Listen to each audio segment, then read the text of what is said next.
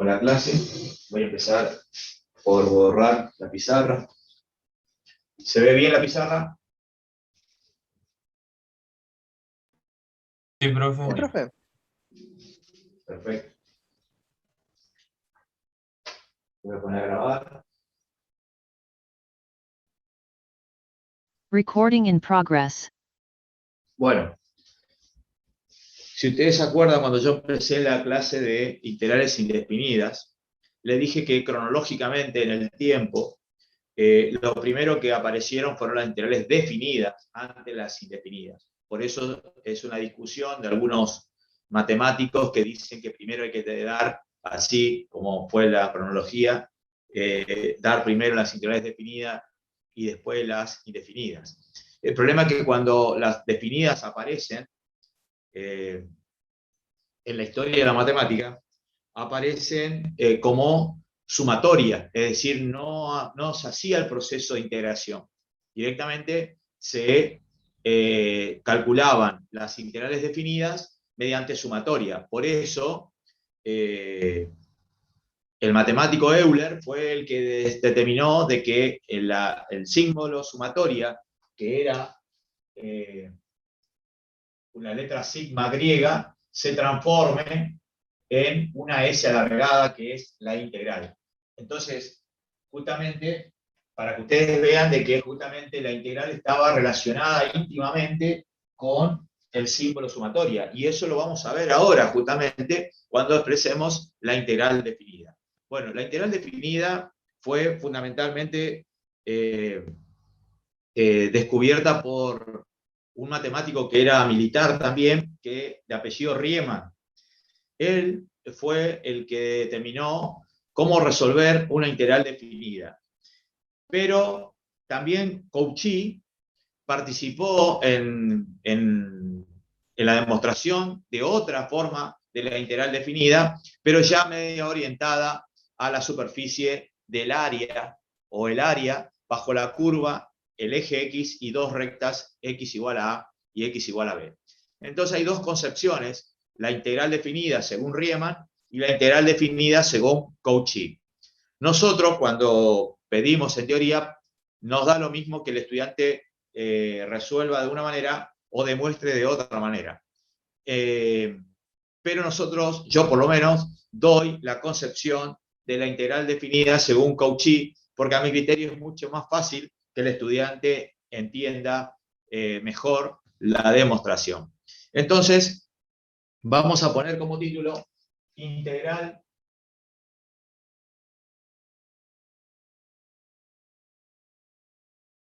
definida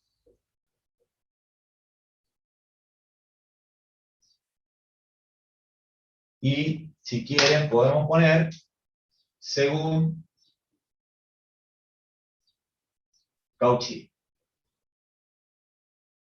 Insisto, si el estudiante por ahí quiere estudiar la integral según Riemann, lo puede hacer. Nosotros aceptamos las dos demostraciones, pero a mi criterio esta es la más fácil. Bueno, ¿qué hizo Cauchy?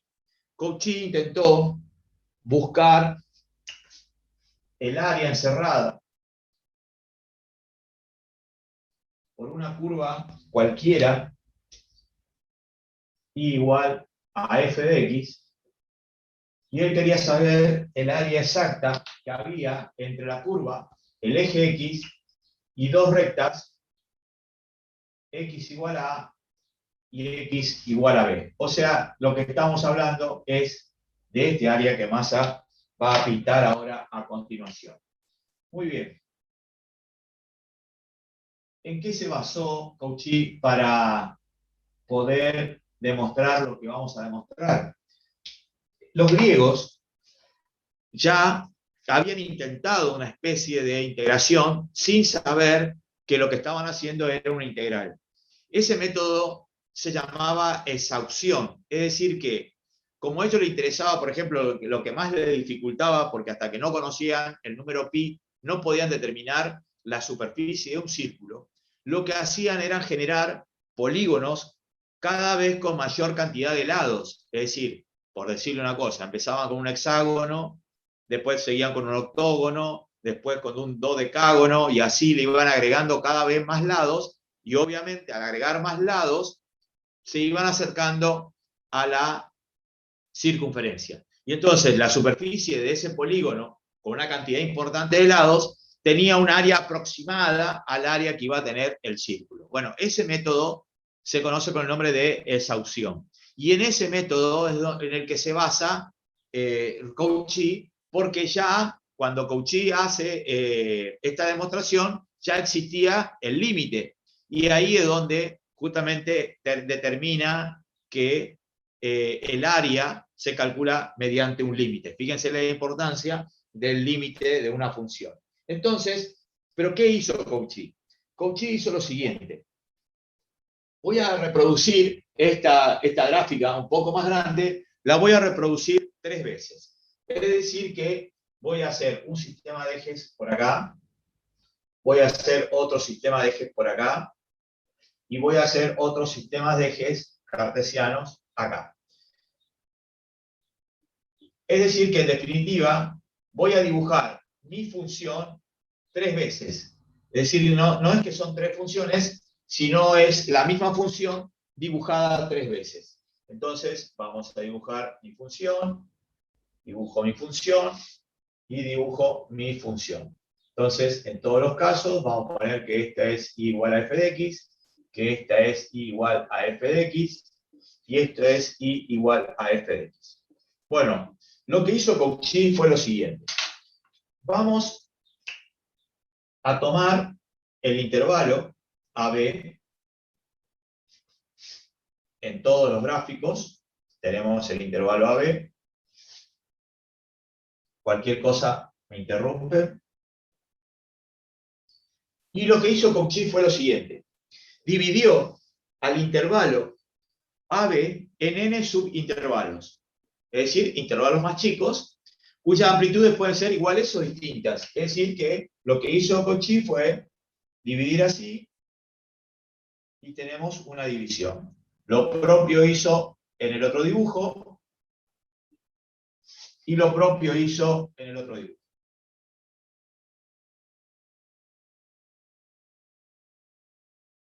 Donde hizo coincidir el A con X sub 0, y el B lo hizo coincidir con X sub n. Entonces él tenía acá el X1, el X2, el X3, y así sucesivamente. Hacía coincidir, insisto, A con X0 y B con X sub n. Acá también A con X0 y B con X sub n. Y en su interior, todas las subdivisiones habida y por haber. Muy bien.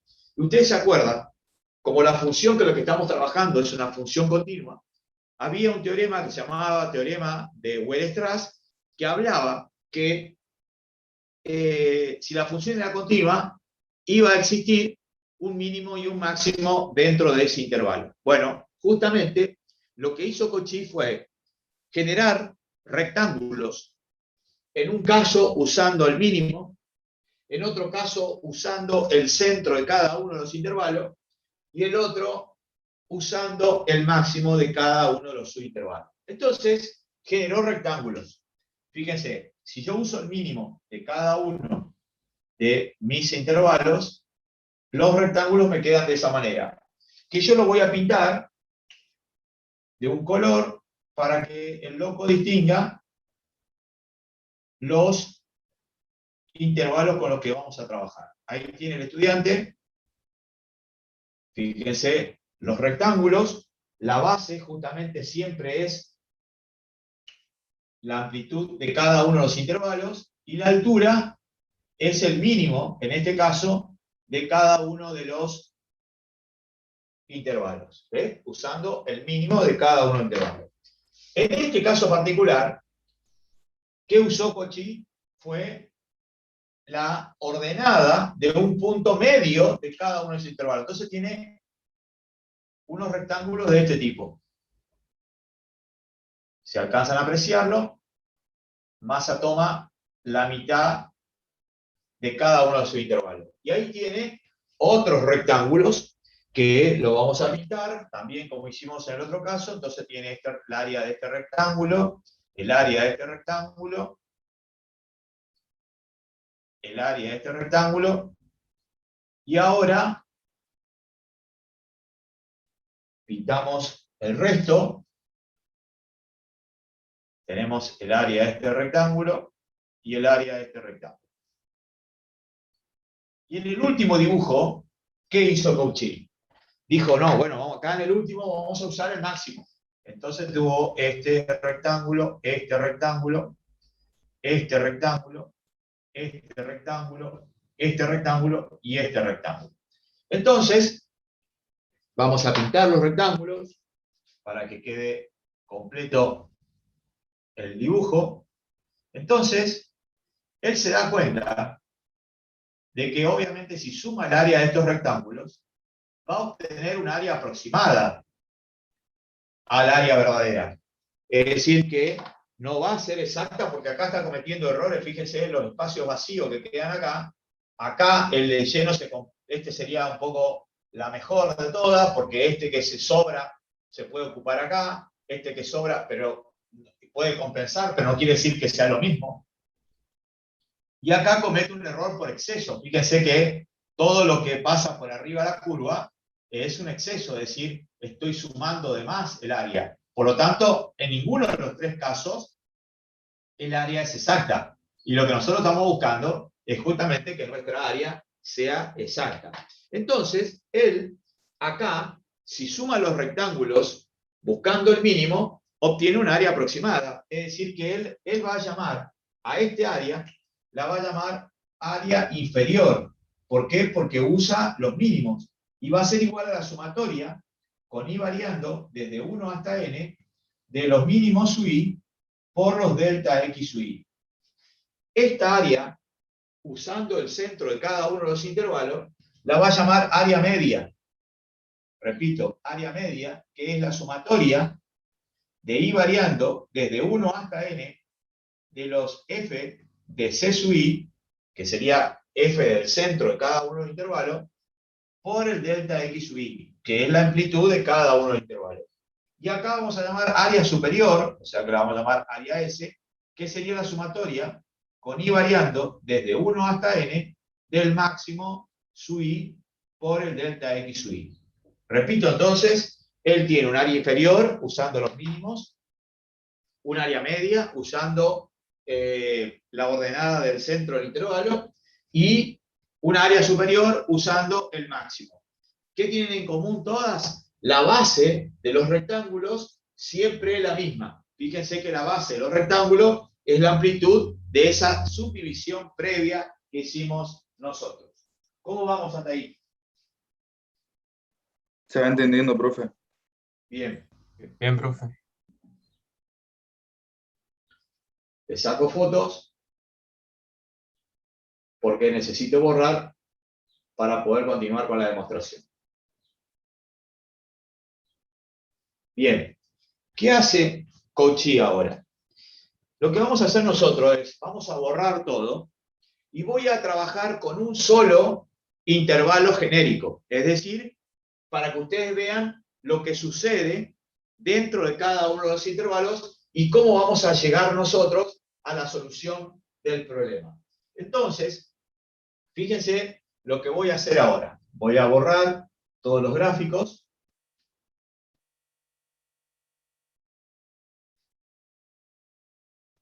Y voy a dibujar otra vez tres gráficos exactamente iguales, pero no de toda la función, solamente de un intervalo genérico. Quiere decir que el loco va a dibujar un pedazo de curva así, otro pedazo de curva así y otro pedazo de curva así.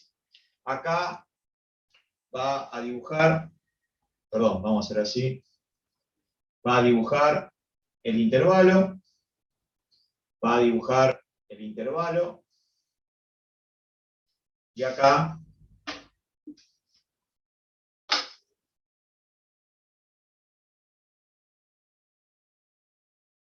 va a dibujar también el intervalo. A ver si entiende el estudiante lo que quiero decir. Acá va a tener x sub i menos 1, acá va a tener el x sub i, acá va a estar el x sub i menos 1, acá va a estar el x sub y, acá va a tener el x sub y menos 1, y acá va a tener el x sub y. Acá va a estar el delta x sub y, acá va a estar el delta x sub y, acá va a estar el delta x sub y. Acá vamos a poner el centro del intervalo, pero vamos a poner c sub i. Bueno, presten atención. En este caso particular, Massa le contó que usábamos el mínimo. O sea que acá yo voy a tener el mínimo sub i, acá voy a tener el máximo sub i, acá voy a tener el mínimo sub i, acá voy a tener el máximo sub i, acá voy a tener el mínimo sub i, y acá voy a tener el máximo sub i. Bueno, ustedes pueden apreciar de que el área de este rectángulo era la que habíamos escrito hoy, que era la base por la altura, y la altura es el mínimo. Este rectángulo usábamos nosotros la ordenada del centro del intervalo, es decir, que Massa está dibujando acá el centro del intervalo, ¿ves? Eso para nosotros va a ser f de c sub i. Y justamente el rectángulo al que estamos haciendo mención es este rectángulo. Es decir, que el estudiante tiene que la superficie de esto que Massa está pintando acá. Y en el otro, en el último ¿qué hacía el estudiante? Tomaba el máximo. Entonces él tenía que estaba calculando este rectángulo. Bueno, justamente cada uno de las superficies de estos rectángulos es, este que está acá, es el mínimo sub i por delta x sub i. O sea, base por altura. Acá tenemos f de c sub i por delta x sub i. Base por altura. Y acá tenemos el máximo sub i por delta x sub i. O sea, base por altura. Bueno, pero nosotros, acá Massa dibujó uno de los intervalos que teníamos. Nosotros teníamos n intervalos. Entonces, justamente, las áreas van a ser como Massa lo escribió. Teníamos el área inferior, el área media y el área superior, que la escribió acá abajo, y yo la voy a volver a escribir para que ustedes después, cuando borre, a la hora de borrar, comenzamos con la demostración. Si este es el área de un solo intervalo, el área inferior, dijimos nosotros, que la llamábamos como la sumatoria, con i variando desde 1 hasta n, del mínimo sub i, que multiplica a delta x sub i. El área media la vamos a calcular como la sumatoria de i variando desde 1 hasta n, de el f de c sub i, que no es nada más nada menos que la ordenada que le corresponde al centro del intervalo, por delta x sub i. Y después el área superior, dijimos que era la sumatoria, con i variando desde 1 hasta n, del máximo sub i por el delta x sub i. Muy bien.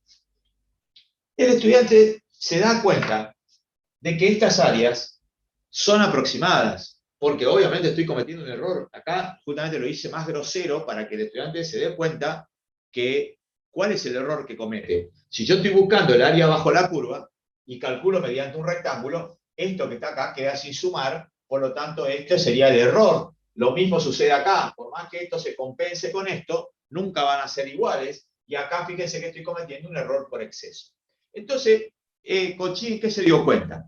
Que si él hacía lo que hacían los griegos, hacía más fina la subdivisión, es decir, volvía a dividir de nuevo esto, fíjense que yo hago una división acá al medio, ya usando el mínimo, gano este pedazo. O sea que el error va a ser menor que el error anterior, porque ya gané un pedazo de lo que yo antes no tenía sumado. Y si él vuelve a subdividir, miren, yo vuelvo a subdividir, gana otros 2 pedazos más. Es decir, gana este pedazo usando el mínimo, siempre usando el mínimo, gana este pedazo y gana este pedazo. Y cada vez él se va a ir acercando al verdadero valor. el que es mínimo se acerca por abajo, este se compensa y este se acerca por arriba al verdadero valor.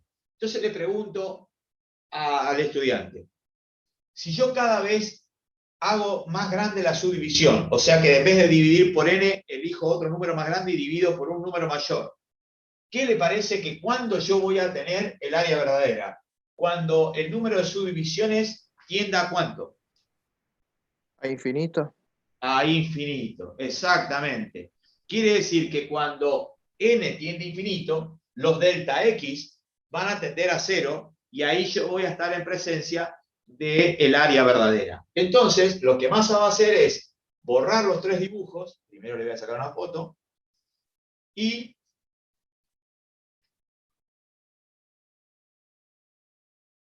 ahí se fue la foto, y voy a continuar con la Profe, demostración tal. Sí.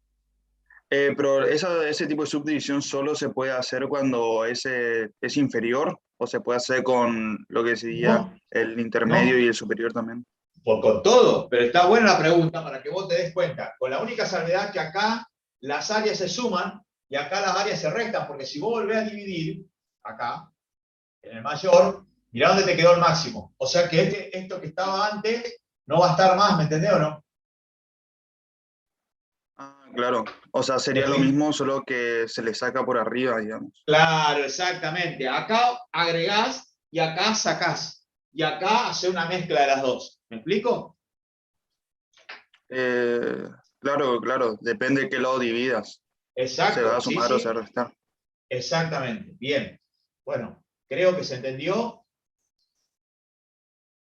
pero está buena la pregunta, porque yo hice un solo ejemplo, pero es válido para los otros.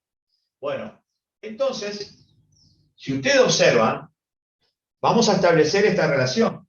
El área media, que está acá, que yo voy a poner acá la sumatoria, vamos a poner primero con símbolos de así. El área media va a ser mayor o a lo sumo igual que el área inferior y va a ser menor o igual que el área superior. Y ahora reemplazándolas por las fórmulas, yo voy a decir que la sumatoria con i variando desde 1 hasta n de los f de c sub i por delta x sub i será menor que la sumatoria con i variando desde 1 hasta n de los máximos sub i por delta x sub i. Y va a ser mayor o igual que la sumatoria con i variando desde 1 hasta n del mínimo sub i por delta x sub i. ¿Me siguen? Entonces, ¿qué dijo Cauchy? Cauchy dijo que esas tres áreas van a ser iguales solamente en un solo momento, como dijo Martín, cuando apliquemos límite con n tendiendo a infinito. Y eso es lo que vamos a escribir acá. Aplicamos límite a todo con n tendiendo a infinito. Entonces hay que aclarar que los delta x van a tender a cero. Y entonces, fíjense lo importante de esto. Yo aplico límite con n tendiendo a infinito de la sumatoria con i variando desde 1 hasta n del mínimo sub i por delta x sub i.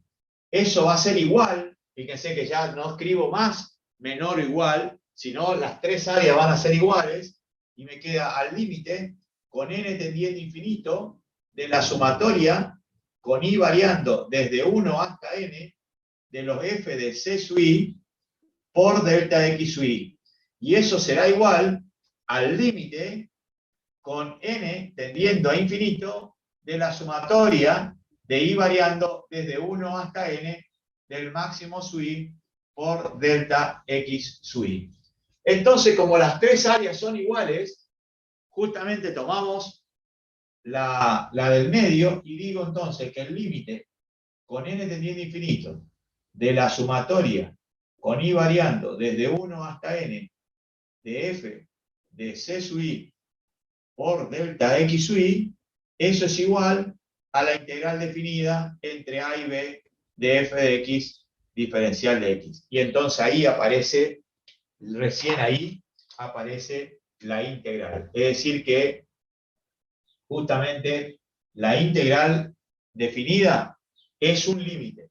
¿El límite de quién? El límite de la sumatoria de todos los rectángulos cuando n tiende a infinito. Por eso Euler dijo, vamos a transformar al símbolo sumatoria en una S alargada y eso lo vamos a llamar integral definida. Ahí tenemos entonces la integral definida según Cauchy.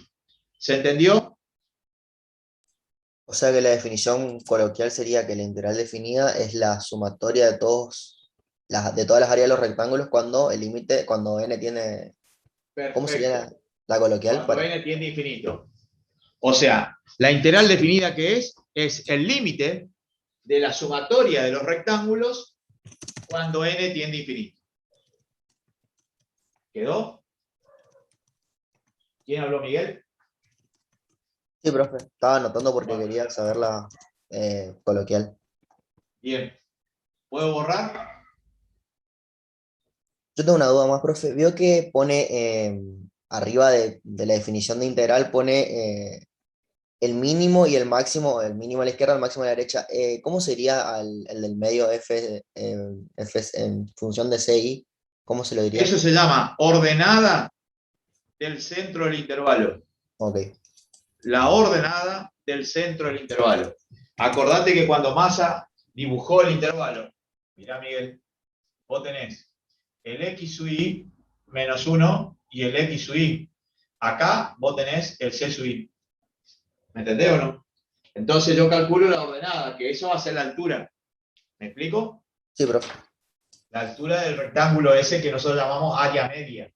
Cuando vos lo llamás área media, tenés que acordarte que estás usando como altura la ordenada del centro del intervalo.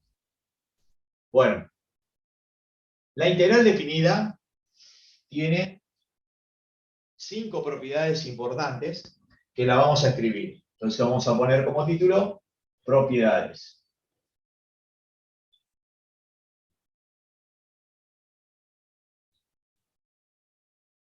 Algunas propiedades son justamente heredadas de la integral indefinida porque nosotros ya vimos.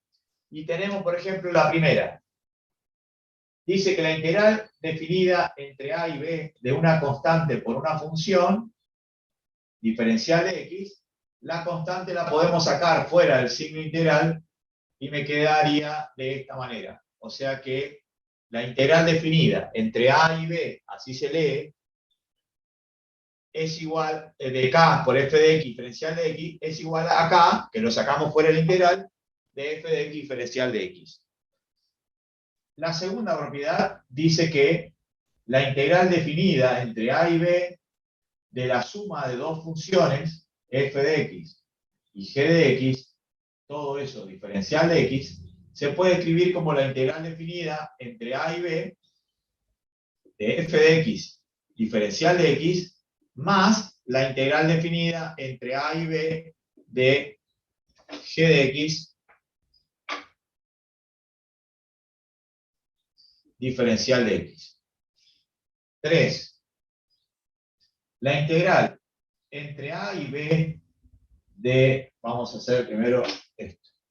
La integral entre a y a, la integral entre a y a de f de x diferencial de x es muy importante. Esto es 0. No hay área, porque cuando los extremos de integración coinciden, pues evidentemente no hay área, entonces da 0. Y la cuarta dice que la integral entre a y b de f de x diferencial de x es igual a menos la integral entre b y a de f de x diferencial de x. Es decir, que si yo cambio los extremos de integración, lo invertimos, la integral cambia de signo. Esa es muy útil, esa última propiedad. Y la quinta dice lo siguiente, que la integral definida entre a y b de f de x diferencial de x, la podemos escribir como la suma de dos integrales definidas,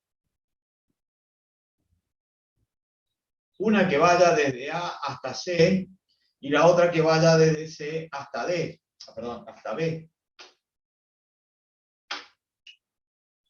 Teniendo claro que c está comprendido entre a y b. Es decir que yo puedo justamente tomar un valor intermedio entre a y b y escribir como la suma de dos integrales definidas. Una que vaya desde a hasta c y la otra continúe desde c hasta b. Ahí tenemos entonces las 5 propiedades que en algún momento la vamos a ocupar.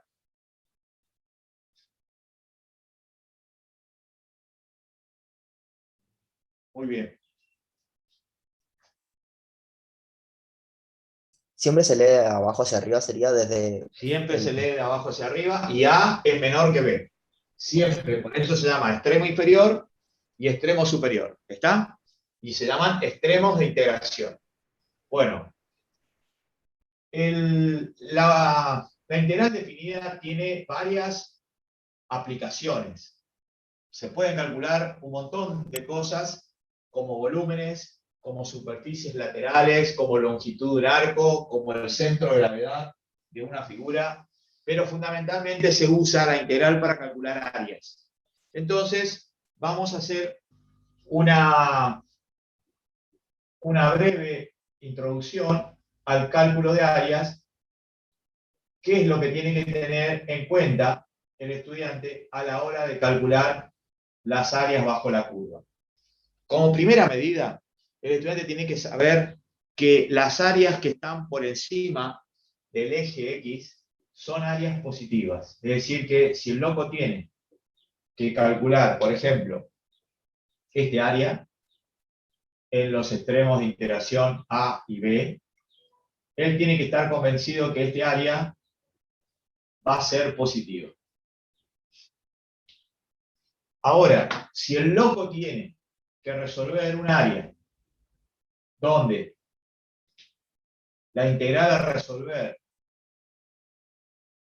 está toda por debajo del eje de las X, ese área le va a quedar negativa. Entonces, a la hora de resolver áreas, el estudiante tiene que tener más o menos una idea de lo que está calculando, porque le puede pasar una situación como esta. Es decir, que en el primer caso, esta integral entre a y b de f de x, diferencial de x, le va a quedar positiva. Y en el caso de esta integral entre a y b de f de x, diferencial de x, le va a quedar un resultado negativo.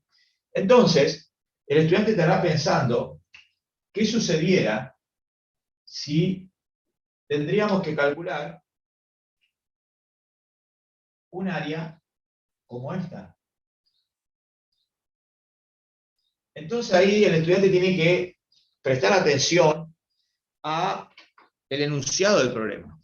Una cosa es la integral definida y otra cosa el área. Si a él le piden la integral definida entre a y b, él la calcula y le da el número que le da. Hasta le podría llegar a dar 0.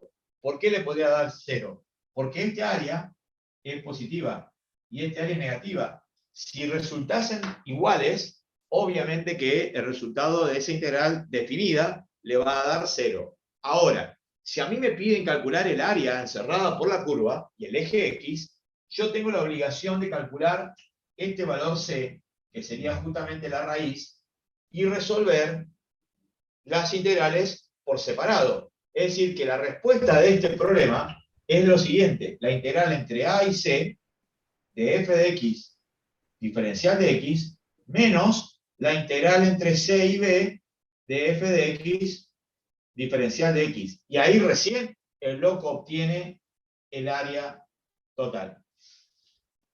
¿Se entendió? Sí. Bien. Para eso, Massa le va a dar un ejemplo, que este ejemplo le va a servir para cuando cursen análisis 2 y den la serie de Fourier. Una de las situaciones que aparecen en Fourier es que la integral entre 0 y 2pi de la función seno de x. Bueno, acá es donde Massa le dice lo siguiente. Una cosa es cuando yo calcule la integral definida,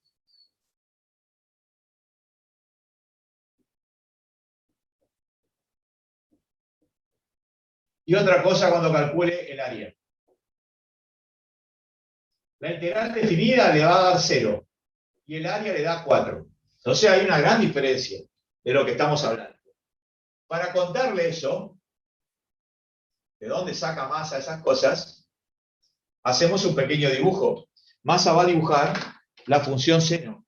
La función seno de 0 a 2pi es así. Este área, que es positiva, es exactamente igual a ese área que es negativa. Si yo calculo de 0 a 2pi la integral definida, esta como es esta son iguales, por eso me da 0. Ahora, si yo quiero calcular el área, tengo que calcular de 0 a pi y de pi a 2pi, o calcular de 0 a pi multiplicado por 2, porque este área son iguales. ¿Me va siguiendo la clase? Entonces, si él calcula la integral de 0 a 2pi del seno de x, diferencial de x, eso le va a dar 0. Pero si él quiere calcular el área, esa sería la integral definida, si él quiere calcular el área, va a tener que hacer 2 veces la integral entre 0 y pi de seno de x, diferencial de x. Esto es igual a 2. La integral del seno, ¿quién es? Menos coseno entre 0 y pi. Acá va a aplicar una regla que se llama regla de Barrow, que ya la vamos a demostrar más adelante, pero no importa, la vamos a dar ahora, que consiste en reemplazar la integral por los extremos de integración. Primero reemplazo por pi, coseno de pi es menos 1, con este menos me queda 1, menos, dice la fórmula, pero como tengo menos acá, me quedaría más, y el coseno de 0 es 1. Entonces, presten atención, 1 más 1, 2, por 2, cuaderno. Es decir, que tiene 4 unidades de superficie, tal lo que Massa había propuesto anteriormente. O sea que el estudiante tenga cuidado lo que están pidiendo. Una cosa es la integral definida, que seguramente la van a utilizar en Fourier, y otra cosa es el área. Entonces, tengan cuidado, porque si le piden el área, nunca pueden poner área igual a 0. ¿Me entienden o no? Porque el loco está viendo de que se produce área.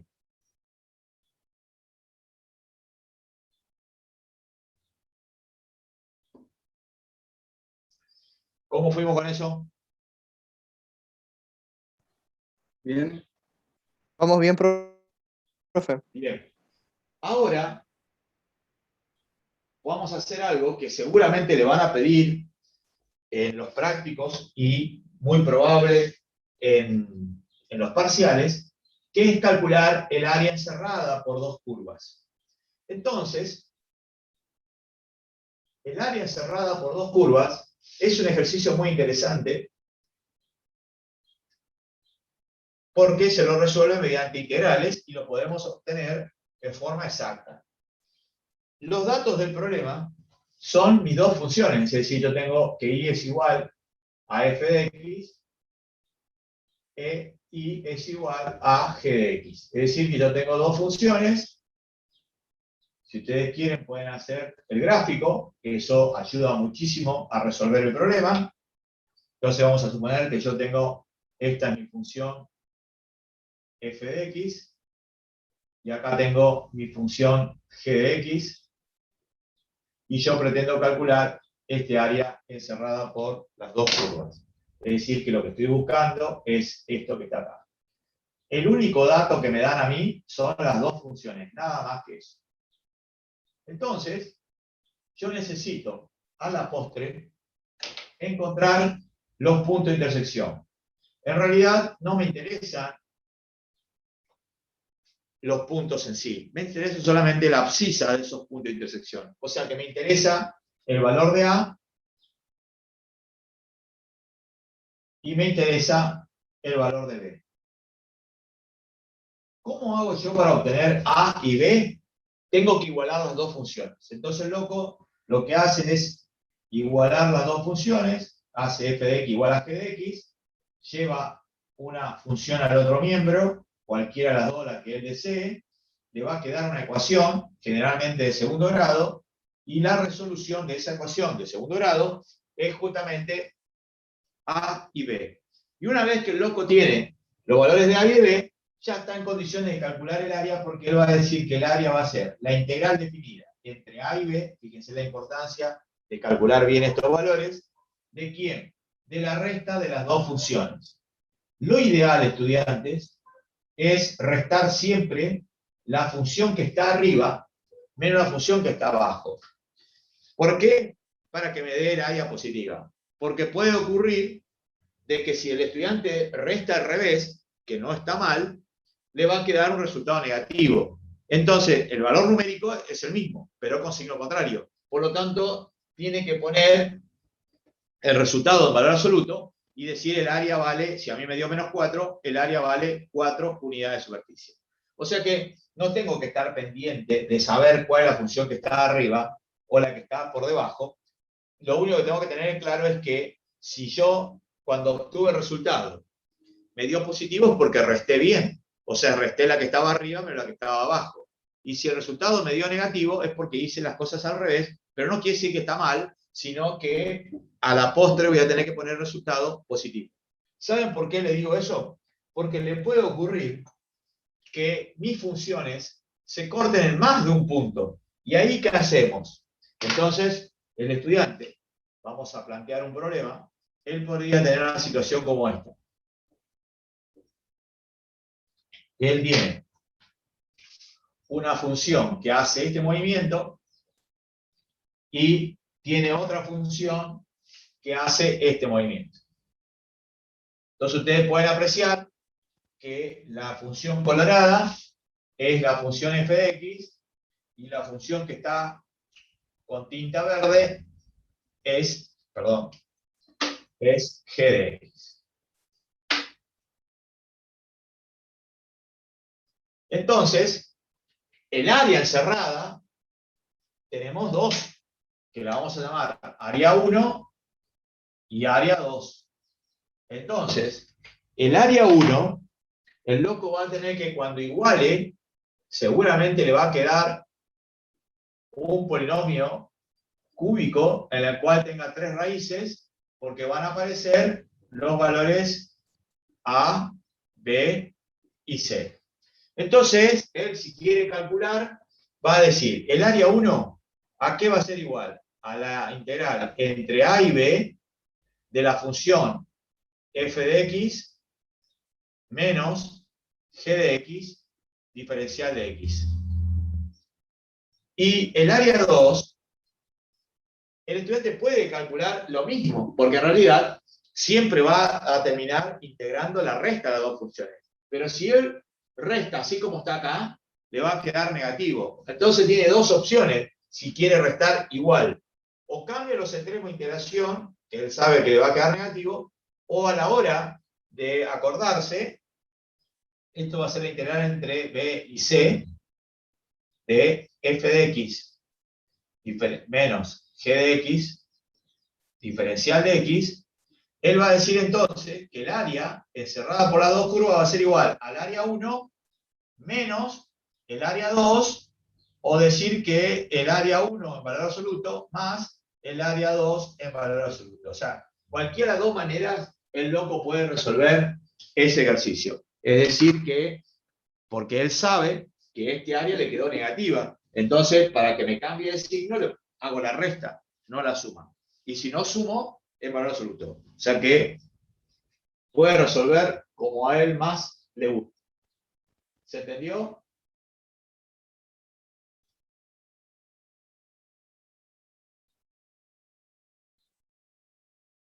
Sí, profe, totalmente entendible. Bien. Vamos ahora a dar un teorema importante que se conoce con el nombre de teorema del valor medio del cálculo integral. Muy, muy pedido en los exámenes de teoría. Es decir, que lo tienen que estudiar bien, porque ustedes saben de que en esos exámenes tienen que hacer demostraciones, y una de las demostraciones que le piden es justamente uno de esos teoremas, es el teorema del valor medio del cálculo integral. Y otra de las cosas que tienen que hacer es, fíjense, leer bien, porque ya habíamos pasado por un teorema de valor medio, que era el teorema de valor medio del cálculo diferencial, que era justamente más conocido como teorema de Lagrange. En este caso es teorema del valor medio, pero del cálculo integral.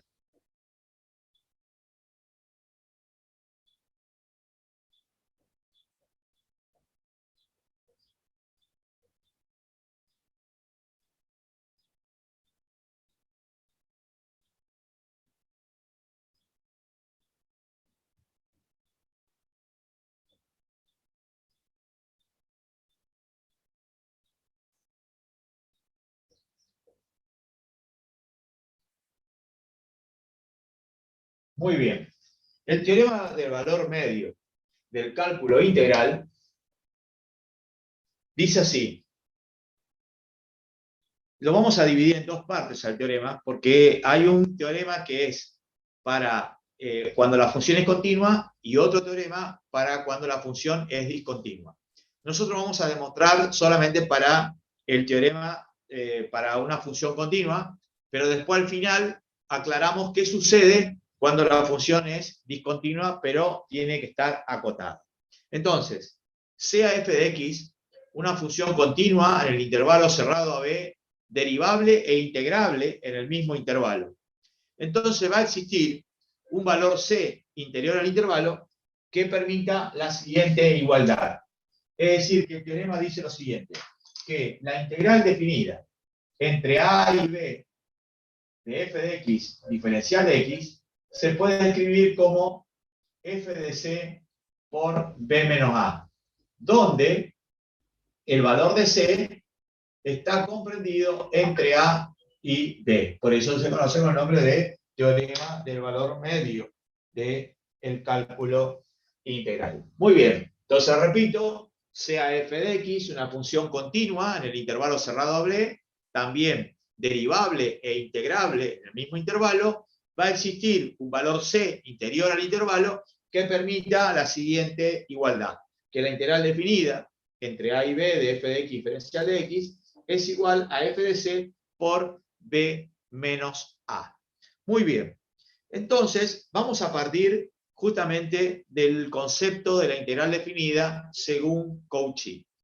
Según Cauchy, cuando nosotros hicimos la subdivisión de los subintervalos, vimos que el mínimo de la función siempre iba a ser menor o igual que los mínimos de cada uno de los subintervalos. Entonces, eso vamos a escribir acá. Repito. El mínimo de toda la función va a ser menor o a lo sumo igual que el mínimo sub i, es decir, que el mínimo de todos los intervalos. Voy a hacer una división porque voy a trabajar en forma conjunta de este lado con este lado, pero acá vamos a trabajar con el máximo. Y yo voy a decir acá que el máximo sub i de cada uno de los intervalos va a ser siempre menor o igual que el máximo de toda la función. Acuérdense que nosotros hemos visto que en el intervalo AB había un mínimo y un máximo. Y después hicimos un mínimo y un máximo para cada uno de los intervalos. Bueno, en cada uno de los intervalos se da esto, que el mínimo de toda la función va a ser menor o igual que los mínimos de cada uno de los intervalos, y acá al revés, el máximo de cada uno de los intervalos va a ser menor o igual que el máximo total de la función. Vamos a multiplicar esto, ambos miembros, por la amplitud de cada uno de los intervalos, que en este caso no lo vamos a llamar delta x sub i, la vamos a llamar, como se calcula, la amplitud del intervalo, que es extremo superior menos extremo inferior. Es decir, que esto me va a quedar así. Mínimo por x sub i menos x sub i menos 1, menor o igual que el mínimo sub i por x sub i menos x sub i menos 1. Repito, lo que Massa puso acá no es nada más ni nada menos que la amplitud del intervalo, que sería el delta x sub i. Hacemos lo mismo acá. Ponemos x sub i menos x sub i menos 1. Acá hacemos lo mismo, el máximo que multiplica a x sub i menos x sub i menos 1. Muy bien. Ahora lo que voy a hacer es aplicar el símbolo sumatoria con i variando de 1 hasta n a todo esto. Entonces, esto me quedaría sumatoria con i variando de 1 hasta n de m por x sub i menos x sub i menos 1, y acá hago lo propio, la sumatoria con i variando desde 1 hasta n del mínimo sub i por delta x sub i menos x sub i menos 1. Acá aplico lo mismo, sumatoria con i variando desde 1 hasta n del máximo sub i por x sub i menos x sub i menos 1, menor o igual que la sumatoria con i variando desde 1 hasta n del máximo que multiplica a x sub i menos x sub i menos 1. Bueno, presten atención a lo que Massa le dice. El mínimo es un número ya fijo, o sea, una constante. Como es un valor que se repite a lo largo de la sumatoria, lo puedo sacar fuera del signo de sumatoria y me queda justamente m, que multiplica a la sumatoria de i variando de 1 hasta n del x sub i menos x sub i menos 1. Esto me queda igual, acá no hago absolutamente nada, sino lo copio como está, porque acá es todo variable. Fíjense que si tiene subíndice i es porque es variable, varía con la sumatoria. Acá lo mismo, esto lo copio así tal cual como está, sumatoria con i variando de 1 hasta n del máximo sub i por x sub i menos x sub i menos 1. Y eso es menor o igual, y acá sí, este máximo, por ser una constante, la puedo sacar fuera del signo de sumatoria y me queda algo así. Bueno, acá vamos a hacer algo muy importante. Fíjese, acá me está indicando que yo sumo todos los subintervalos, porque este es un intervalo genérico. Si ustedes suman todos los intervalos, ¿qué le da como resultado? A ver, alguno que piense. Si sumo todos los resultados, todos los intervalos, ¿qué le da como resultado? Acuérdense en la subdivisión que hizo Cauchy allá al principio, que tenía el intervalo AB y fue subdividiendo. Entonces, si ustedes suman todos los intervalos, ¿qué le da?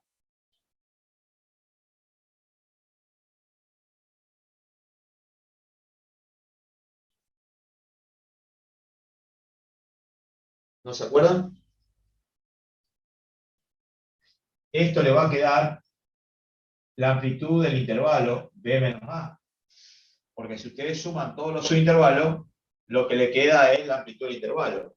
Quiere decir que sacando en limpio, esto me quedó así, que el mínimo que multiplica a B menos A es menor o igual que la sumatoria con i variando desde 1 hasta n del mínimo sub i que multiplica a x sub i menos x sub i menos 1.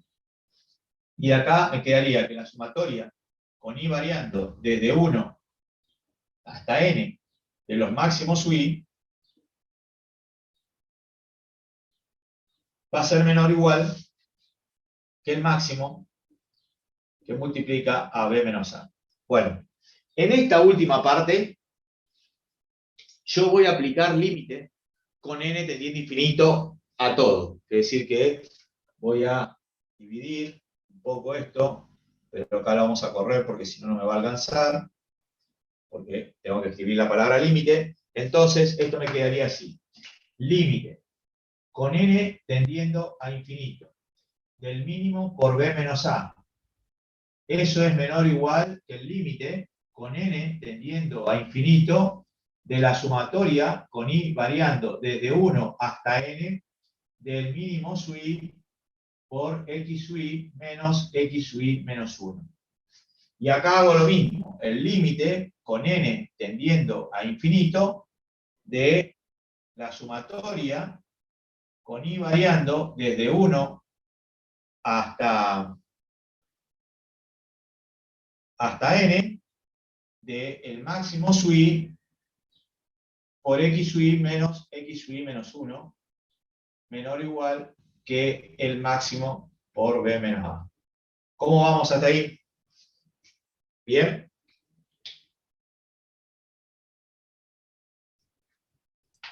Sí, ahí vamos. ¿Estudiante? ¿Eh? Sí, más o menos, vamos. Bueno, porque necesito borrar.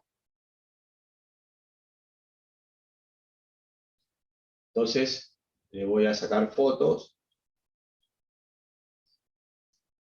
Voy a borrar y voy a dejar la última parte nada más para continuar. El estudiante se da cuenta el resultado de ese límite que era.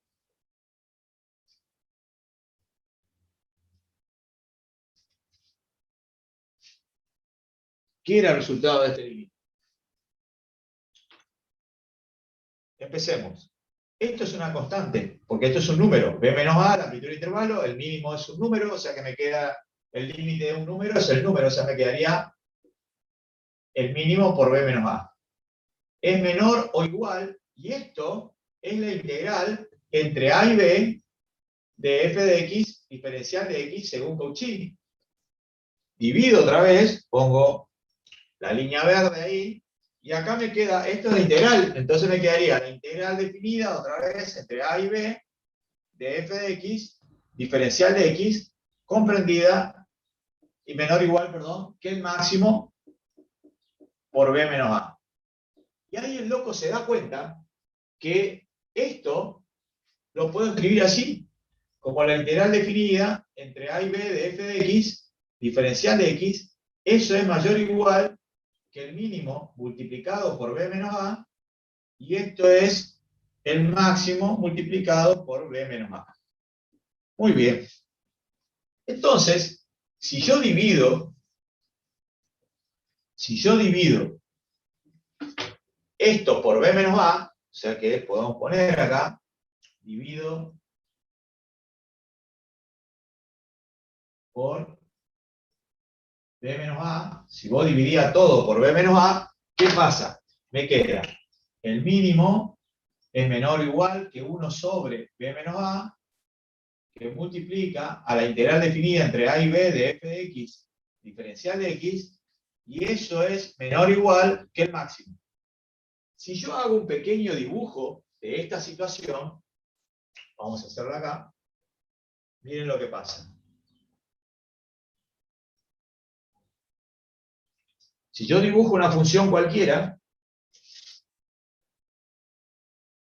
y igual a f de x, dibujo mi intervalo de trabajo,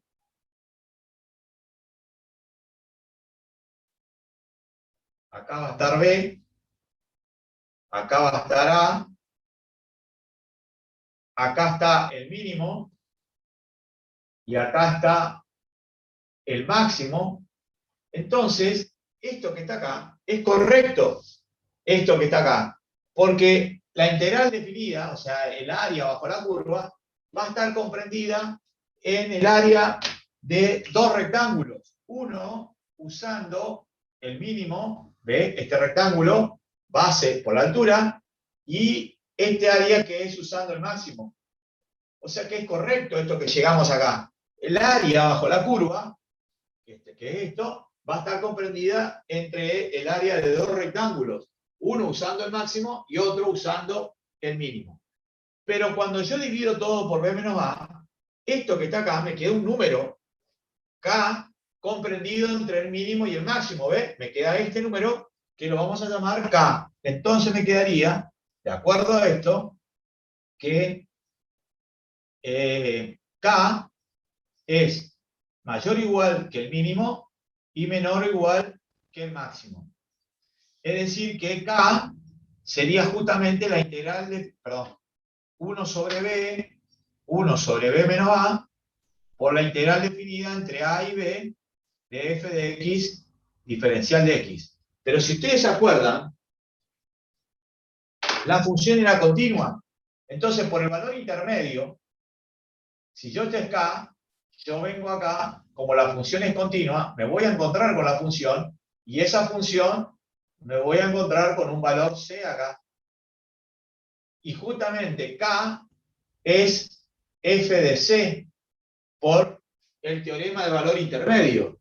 Y fíjense que masa va a pintar acá un rectángulo cuya base es la amplitud del intervalo y la altura una ordenada de un punto que está comprendido entre A y B. Quiere decir que ese K, lo escribimos acá, este K que está acá, es igual a f de C.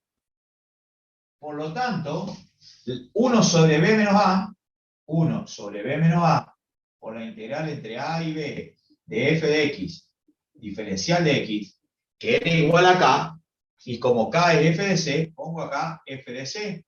Y entonces ahí queda la demostración y demuestro que la integral definida entre A y B de f de x, diferencial de x, es igual. Este b menos a viene a multiplicar acá y me queda f de c por b menos a, que era justamente el teorema que nosotros queríamos demostrar. Acá está escrito todavía con colorado lo que queríamos demostrar. Entonces, este teorema es muy importante porque demuestra dos cosas.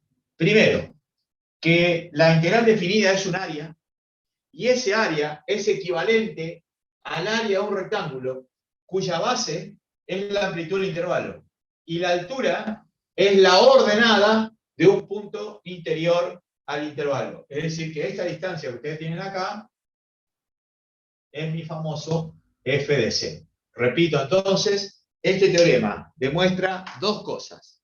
Primero, que la integral definida es un área, y segundo, que ese área es equivalente al área de un rectángulo cuya base es la amplitud del intervalo, o sea, b menos a. Y la altura, la ordenada de un punto interior comprendido entre A y B, que es lo que decía acá. O sea que acá lo que podemos aclarar es que todo esto que está acá, así como hicimos, es b menos a. O sea que b menos a, que es la base, multiplicada por la altura, me da la superficie de ese rectángulo que Massa pintó en ese lugar. ¿Cómo quedamos con esto?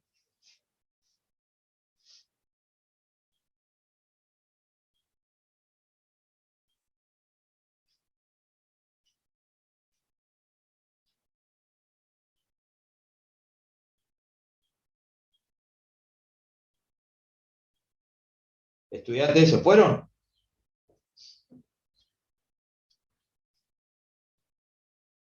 No, Estamos profe. procesando la información, profe. Bueno. Voy a cortar la Recording grabación. stopped. Con esto terminamos la clase de hoy. Me queda para la clase del miércoles el teorema fundamental del cálculo integral y la regla de Barrow. O sea que son cosas que continúan con esto y seguiremos después con integrales definidas, que sería la aplicación de las integrales definidas. ¿Estamos? Profe, este es el que nos mostró la una función continua y cuando era discontinua. Ah, tenés razón. Tenés razón. Bueno.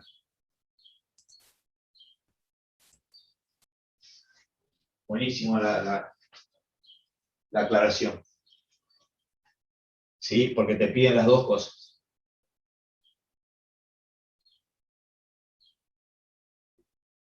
Bueno, si f de x no es continua, pero sí acotada, ¿Puedes retomar la grabación? ¿sí, loco?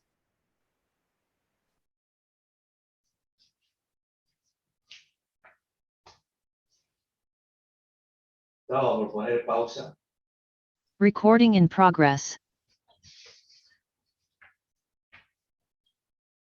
Si la función f de x no es continua, pero está acotada, es decir, que tiene un mínimo y un máximo, podemos tener una función que tenga esta característica. Es decir, que la función haga este movimiento, sigue acá y hace este movimiento. Es decir, que esto sería el valor de A, esto sería el valor de B, y entonces acá yo tendría el mínimo, acá yo tendría el máximo, pero ¿qué puede pasar con esta función? Que justamente el valor podría llegar a caer justamente en ese salto finito. Entonces, no va a haber un f de c. Entonces, en ese caso se lo llama mu. Es decir, que el valor de k, en este caso, que era el valor elegido, se lo llama mu, que en una letra griega. Por lo tanto, presten atención, ¿cómo quedaría mi rectángulo? Mi rectángulo quedaría ahora de esta manera, es decir, que yo tendría, sería mi rectángulo de trabajo. Es decir, que el área bajo la curva es equivalente, o sea que la integral definida entre a y b de f de x, diferencial de x, va a ser igual a un mu multiplicado por b menos a. O decir que esto es b menos a, y esto que ustedes tienen acá era justamente el valor de mu. ¿Está? Entonces, sigue siendo lo mismo. Este es el caso de que f de x no es continua. O sea, pero f de x está acotada. ¿Qué quiere decir? Que la función f de x está comprendida entre un mínimo y un máximo. Eso quiere decir que está acotada. Entonces, el teorema se verifica igual. Fíjense que el área bajo la curva es equivalente al área de un rectángulo, que acá no podemos decir que es un valor de ordenada comprendido entre A y B, sino que es un valor comprendido entre el mínimo y el máximo. Eso es lo que hay que decir acá, que mu es un valor comprendido entre el mínimo y el máximo. Ahora sí. ¿Quedó claro? Ahí sí, profe. Bueno, O sea que para la demostración esta partimos de la continua y después demostramos cómo Claro. sucedió en discontinua. sí. Arriola demuestra esta y después demuestra el caso de continuo. Recording stopped. Ustedes pueden hacer lo que quieran. Cualquiera de las dos opciones son las mismas. Bueno, Claro, podemos partir de la discontinua y demostramos esto también. para continua, exactamente. Él demuestra la discontinua porque como si fuera un caso, más común que la continuidad, que sea continua. Pero la mayoría de los textos demuestra para continua y después para discontinua. Bueno, chicos, nos vemos el miércoles. Nos vemos el miércoles, profe. Bueno, Nos vemos el cuando miércoles, puedan, profe. Hasta luego. cuando puedan le mando la grabación. Chao, locos, buen fin de semana. Cuídense.